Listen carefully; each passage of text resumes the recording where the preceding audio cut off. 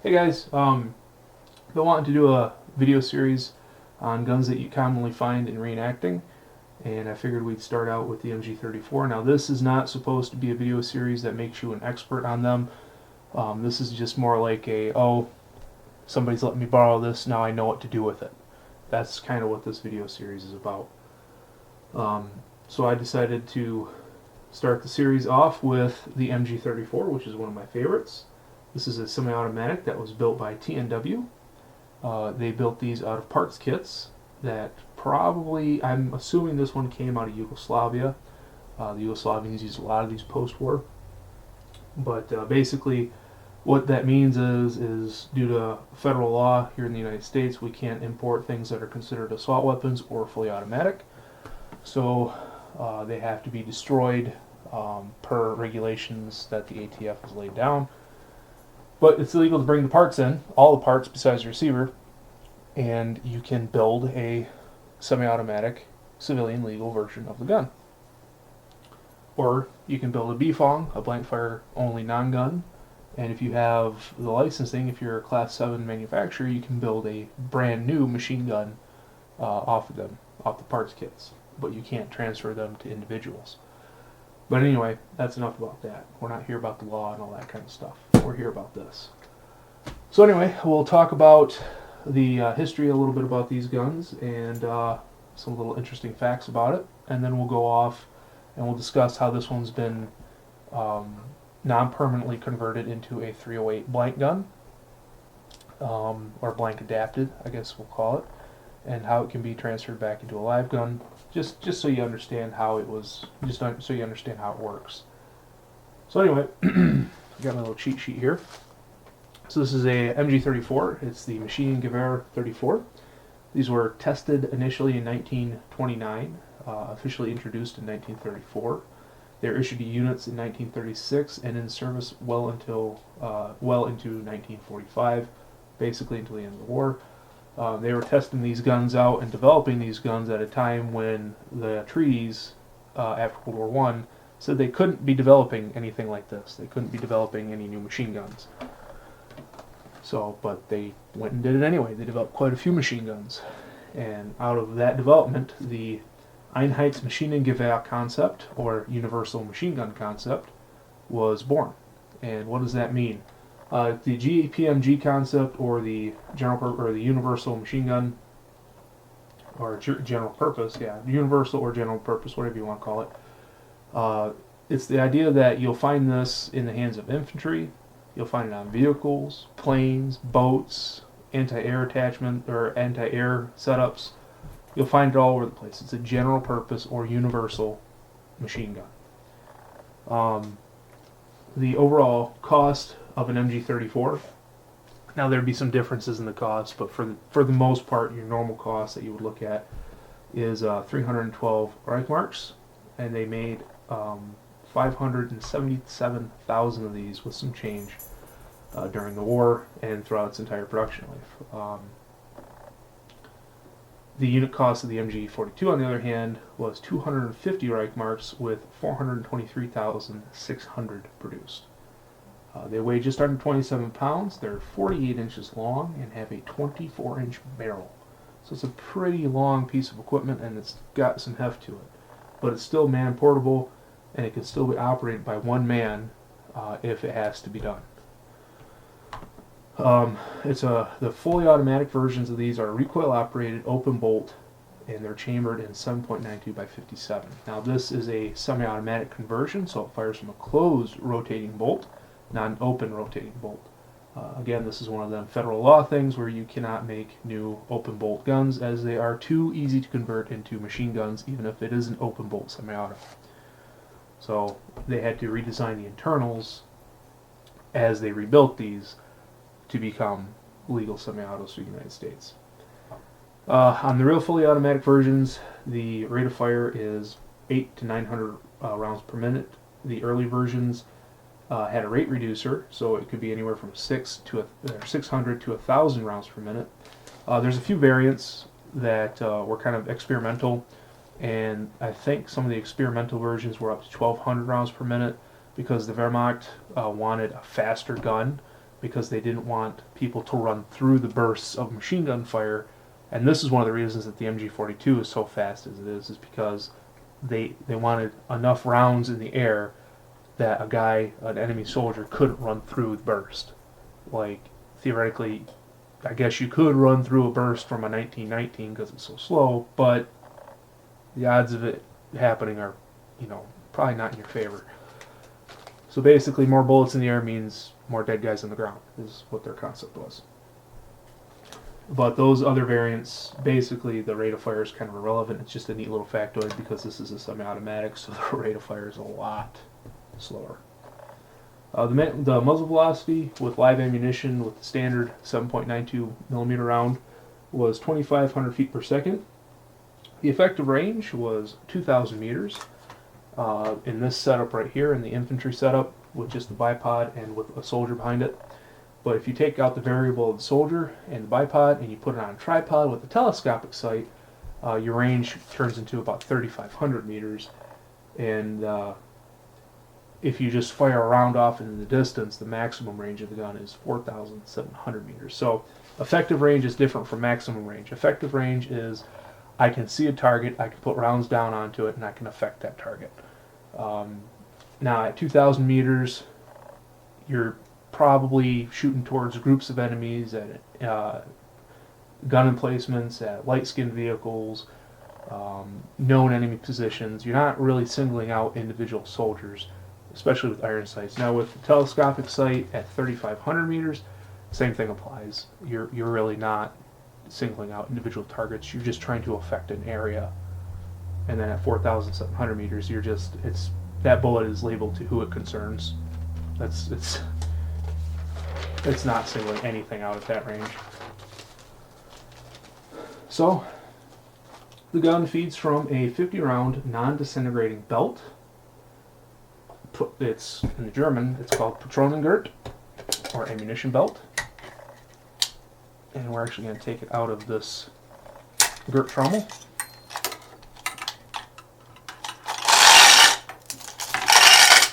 So this is a 50-round belt. And it also has its starter on there.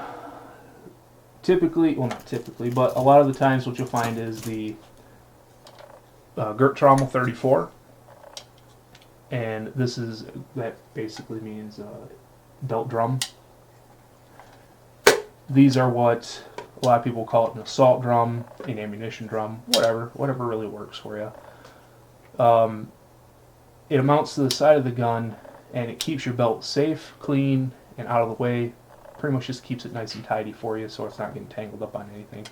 Provides a reliable source for a reliable method of feeding the gun. And the way it works is we'll show you. In this position, the hinge door at the top is locked. So if you swing the handle over, you can unlock it, and then you can open it up. And it's spring-loaded. There's a spring-loaded plate right here. Now, with the normal 7.92, the 8mm rounds around, it fills up this can pretty high. So what this would do is this would put pressure on the stack or on the roll of ammunition in the belt, and it would ensure reliable feeding, and would also ensure that the belt stays coiled up and doesn't flop around and get damaged or dirty. So it just kept the ammunition packed in the can, in the assault drum, nice and tight. With the 308 converted guns that use the 308 ammunition, it's considerably shorter, so you're going to get the floppy belt in there. You're going to hear a lot of rattling, but in my testing that I've done with this gun, it hasn't affected the reliability. So I'm actually going to move this barrel back here because we're not to that point yet. But where we are at, so if you have to help somebody load up some drums, just take your belt, lay it with the brass facing the sky and the belt laying against the ground, and then just start rolling up your belt. Keep it nice and snug the whole way. And then, with the door facing away from you and the feed door on the right side,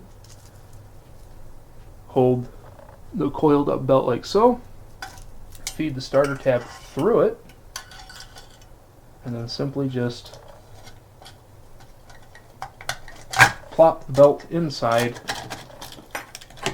and then wiggle it all around until you get this kind of a setup. Now it might bind up a little bit on you like this one has. We'll give it a couple shakes and it should settle out. Should be fine.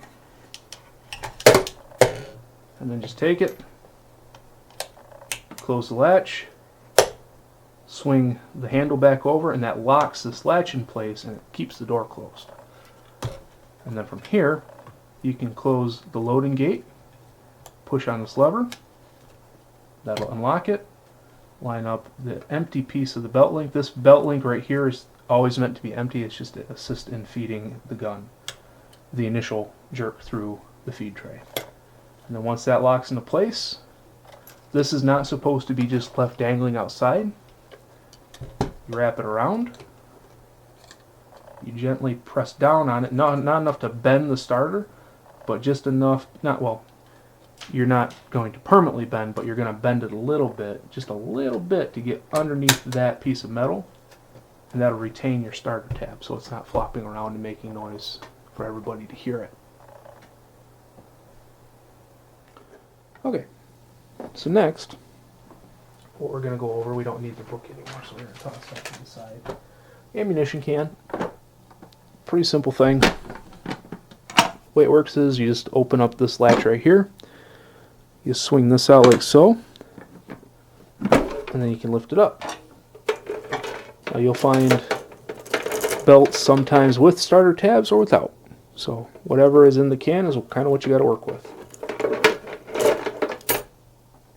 I like to put starter tabs on everything, so it just makes it easy. The less you have to open up the top cover of the gun, the less crud and grime can get into the gun. So we're going to set that aside. Let's set the ammunition aside as well.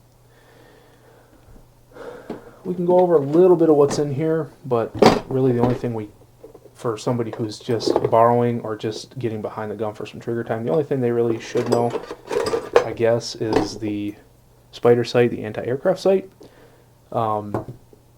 These spider sights are pretty neat. Unfortunately, this one won't mount because this gun has a bullet strike and then it was dropped. So the housing for the spider sight for the anti-aircraft sight is damaged.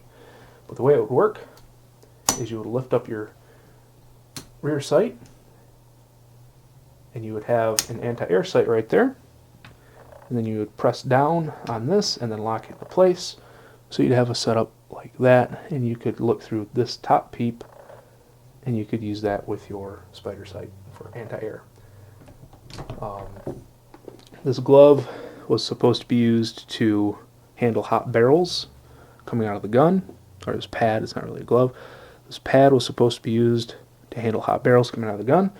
Not really super important. If you want to LARP a little bit and use this, go on ahead, but it's not super important because in reenacting you're probably not going to be doing barrel changes. I can't really imagine a reason why unless it's just something you're going to do to LARP, like I said.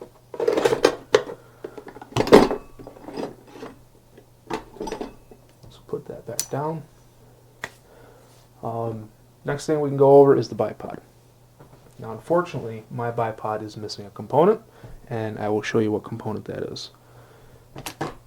So to deploy the bipod, press these two buttons on the side, line the bipod up with the stud, and then it comes right off the stud right here, and you can open it up, swing the legs out, and deploy the bipod. Try to keep my table from getting scratched. Now on these bipods there's a piece that goes up here, and it's kind of a knurled piece that as you tighten it, it'll raise the legs up together so you can change the elevation of the gun. It's pretty common for those to be missing though, and this gun is no exception to that. It is missing its component. I need to change the angle of the camera just a little bit. There we go. So yeah, Now we can talk about like how to load the gun, and also how the blank conversion works in this particular piece. There's a few different ways to load this gun. First, we're going to go over it without the starter tab. So to load the gun without the starter tab, you're going to ensure that the safety's on, which is right here. That's your safety. So if it's back, it's on safe. If it's on forward, and you can see the F, that means the gun's on fire. Now there's something I did forget to mention earlier about the trigger. On the trigger, there is two markings. There's an E and a D. And what that means is Einzelfeuer is semi-auto, so the top trigger here is semi-auto, and the bottom trigger is Dauerfeuer, and that is fully automatic. This double crescent trigger would be kind of overly complicated, and honestly semi-automatic on a gun like this really was pointless back then, so that would be dropped on guns like the MG42. But it's still kind of neat. And on these semi-automatic conversions, the trigger, both these triggers just do the same thing. So we're going to make sure the gun's on safe for right now. One, because we're indoors, and two, it should be anyway. So to load the gun without a starter tab, basically you just take your top cover latch, you push it forward, and then you lift up on your top cover. I can show you that one more time. This one. So you take your latch, push it forward, and lift up on the top cover. Take your belt of ammunition, and it's easier to start a belt of ammunition if you have an empty link. Set it right there, like so that the first round in the belt lines up with the top of the bolt right here. And then being very careful, make sure that the guide arm right here, the operating arm, is all the way to the left. And then make sure it's locked into place. Now, if this was a fully automatic, like a real one, or a BFONG fully automatic, I'm assuming if you run into a BFONG, the person operating it is going to give you a full rundown on how it works, so don't rely on this video on how to operate a BFONG. This is mainly just to cover the semi-automatic. But on the real full autos, basically what you do is you pull back, it locks the bolt to the rear, and then you just push the charging handle forward. On the semi-automatics, what you do is you grab the charging handle, pull it back really firm, then let it go. Basically pull it back as far as you can and then let the gun go. Don't ride the charging handle forward, because you'll cause a malfunction in the gun. And then once you do that, once you run the action one time, you can turn the safety off and you can fire. I'm not going to do that inside, and there's a reason for that. On some of these conversions, and on some belt feds in general, there's an issue that can happen. It's called running away. And what that basically means is the gun starts to fire without you pulling the trigger, or it just starts to fire because it gets too hot, it starts to fire because it's having a malfunction, whatever reason. So don't load these indoors unless you're at like an event and the building is designated as a safe spot to do so. But if you're out and you're using one of these guns and it does start to run away, the simplest solution, instead of letting the gun run the whole belt of ammunition off, is to grab the belt and then twist it. That'll cause the gun to jam, it'll stop feeding, and then from there you can unload the gun. And that process is as follows. Basically you lift up on, or you pull forward on the latch. A lot of times your belt, what's left of it, will fall out, but if you have a long string of empty belt, you just take it, throw it out of the gun, and then from here you can take your top cover or your feed tray out, and then as you do this, if the gun just had a malfunction and there's a live round still in the chamber, or you're unsure of what's in the chamber, turn your face away, pull back firmly on the charging handle, and then you can verify if the gun is empty or not. Don't look straight into the action when you're unloading this gun. It's just a good practice to do when one of these has malfunction, because a lot of these bolt guns, if you have a hang fire, if you have something going on, if you have a live round of ammunition in there, you don't know the state of it, you don't want it blowing up in your face. It's much easier to have it pop and hit your hat or your helmet than it is for the pieces of plastic shrapnel, in this case, to go back and burn you in the face.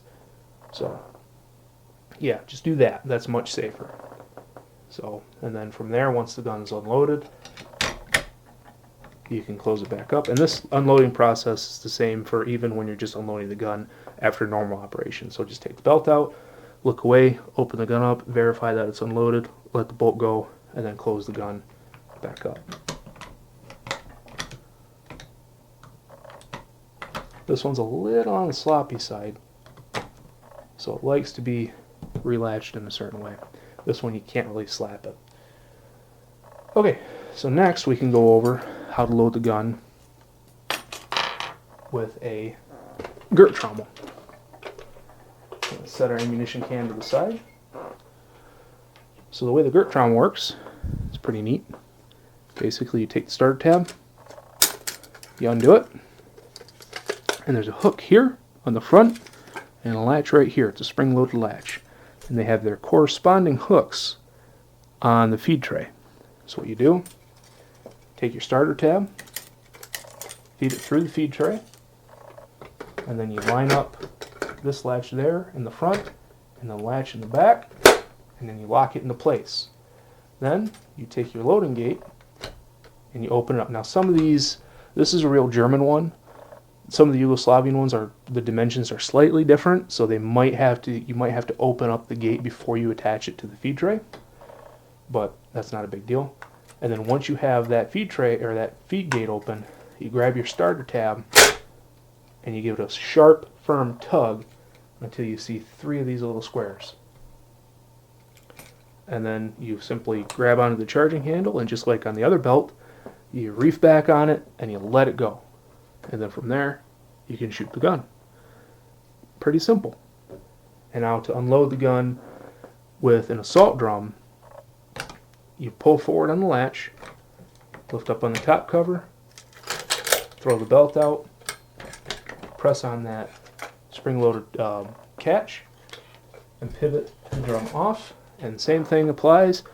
Look away and look down, pull back on your charging handle, look back into the gun once you verify nothing's happened, once nothing's popped, nothing's bad going on, and then you can look in and verify that the gun is indeed empty. And then from there, you can latch the gun back up and close it. And that's it. If the gun starts to run away with a Gert trommel, the only thing that you can really do is just ride the lightning. Because by the time you get this off as the gun's running away, it's probably already empty. And realistically, if the gun's running away, provided it's pointed in a safe direction, nothing bad's probably going to happen to you. So with a Gert trommel, you're probably, like I said, you're probably just going to have to ride the lightning. So probably the safest bet.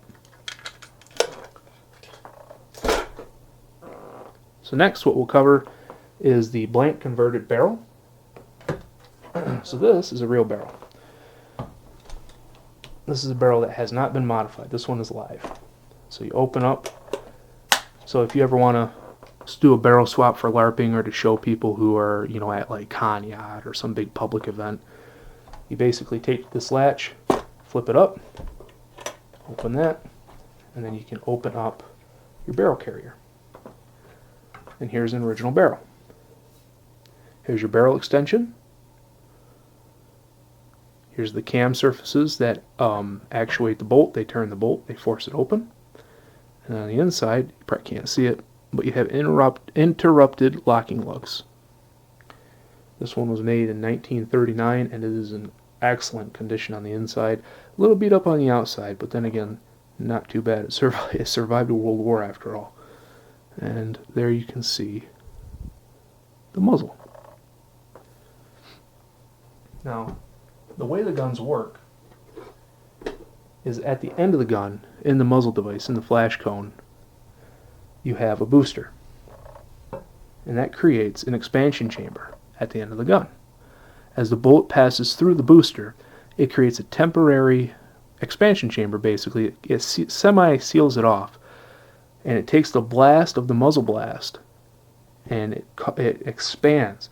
It gives that extra powder and that muzzle blast time to work. It creates a pressure cone, and it kicks the barrel back probably about that far. Yeah, probably about that far.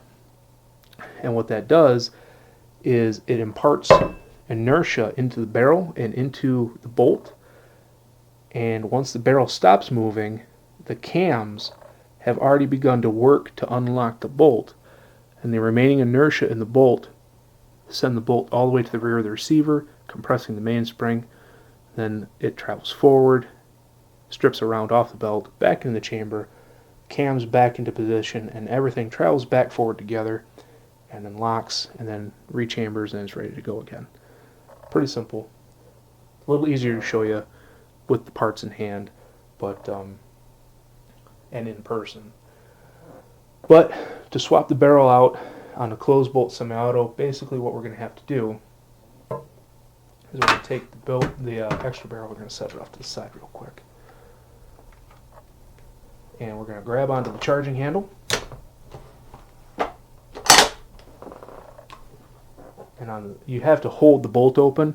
Some people can't do that. It's a pretty hefty bolt. So if you can't, don't try it. And then you press this lever right here on the side of the barrel shroud. I hope you can see it. Press it. And then unhinge the receiver. And then gently let go on the bolt. And then here is our 308 blank barrel. I'm going to set that to the side real quick. Just like so. And then we're going to go to the front of the gun.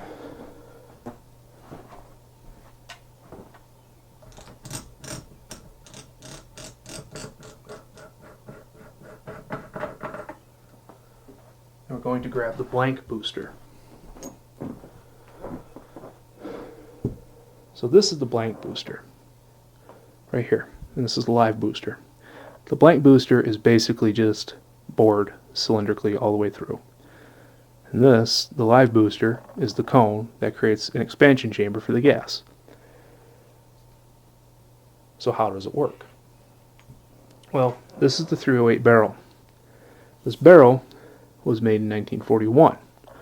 308 wasn't around back then. So what somebody did here in the States is they took an original 8mm barrel, they removed the barrel extension,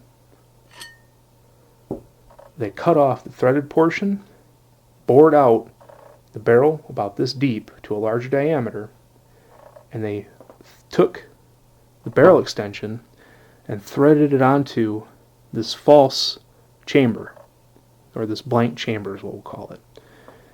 So what it does is it pretty much turns your barrel into your booster. Because also they drilled and tapped the muzzle and put a set screw in there with a smaller diameter port, kind of like on a Bfong K40, or not a Bfong, but a blank adapted M1 Garand or K43 or anything like that. Similar concept there. But on this gun, when it fires, instead of the whole barrel reciprocating backward, just the barrel extension does, and that's what imparts moment or inertia into the bolt, and that's what does all the unlocking process. So it's pretty clever. So that's how the 308 blank gun works. Now there are other versions of the blank guns. What you'll also find is boosters that are purposely made and they're threaded at the end. What they'll have is different port set screws that can be screwed into the booster, and they function just like a normal G40 or G34, MG34, except that they're just using blanks, but they use a booster and a normal barrel. So, yeah, pretty neat. And then one of the other things, now, pro tip, don't ever close one of these without a barrel inside of it, because it is a pain to get this gun back open without the barrel in there. So just do everybody a favor and put your barrel back in before you close it up. So again, pull back on the bolt, line everything up.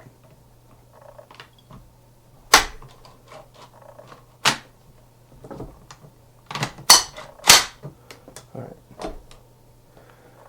And then the last piece to show you for the 308 conversion is on the inside of the top cover and on the feed tray. On the feed tray, a block was added, and this is something that I ended up doing to this gun. On the normal guns, they don't have this silver block, and what that block does is it takes up the slack of the shorter case. The 8mm case, the actual 8mm round, will go all the way to this front wall. The 308 does not, so it has to have that little bit of slack taken up. Basically, that keeps the belt from slopping around in the feed tray, and it keeps the rounds lined up to be fed into the chamber. Just increases the reliability of the gun.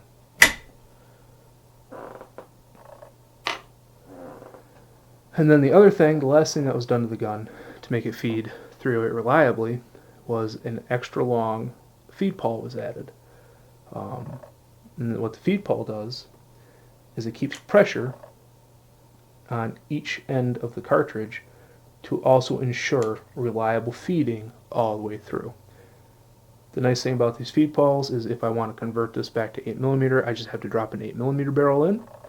I can keep that extra long feed pawl in, and I just have to remove that little block, and the gun will run live ammunition again. So that's pretty cool. So I don't have to remove that again. But for 308, you have to have them. So anyway, that is a basic rundown on an MG34. So if you get the chance to run one of these at an event, or you run into one and you just want to try it out, now you can kind of have a basic understanding. The person who owns the gun will probably also give you a rundown in the field, so you're not just going off of a video or going into it completely blind. But anyway, yeah, I've been wanting to do a series like this for a while. I hope you enjoyed it. Hope it was a little bit informative. Hope I helped you out. And let me know in the comments below what you thought, or message me directly and let me know what next gun you want to see. So anyway, thanks for watching, guys.